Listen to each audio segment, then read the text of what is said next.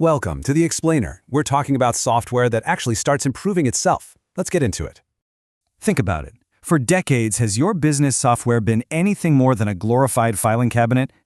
You know, the usual suspects. ERP, CRM, BI. They all basically do the same thing. Record what happened. The core assumption for 50 years, the system records, but you are the one who has to learn. And just slapping an AI copilot on top doesn't change that. It's really just a new coat of paint. So, what's the big shift? It's moving from iteration, with a human in the loop, to full-on recursion. Think of Six Sigma or Lean. That's iteration. A person always has to check the work and make changes. But a recursive system, it closes that loop all by itself. It's learning from its own actions.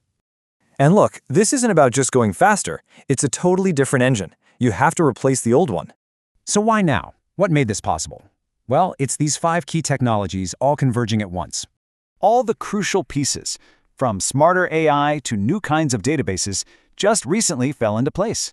And all that created something entirely new, the Recursive Business Management System, or RBMS for short. Its architecture isn't a straight line, like a stack. Nope, it's a constant, 3-part loop. First up, the substrate. Think of it as the system's perfect total memory of, well, everything. Then you've got the intelligence layer. This is the brain that's always watching that memory, looking for patterns. And finally, the surface.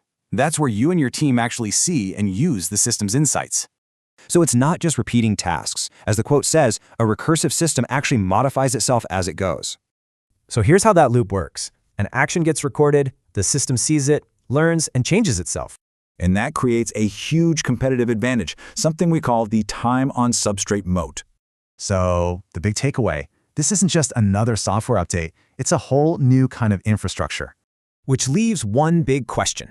While your competitor systems are busy getting smarter, is yours just taking notes?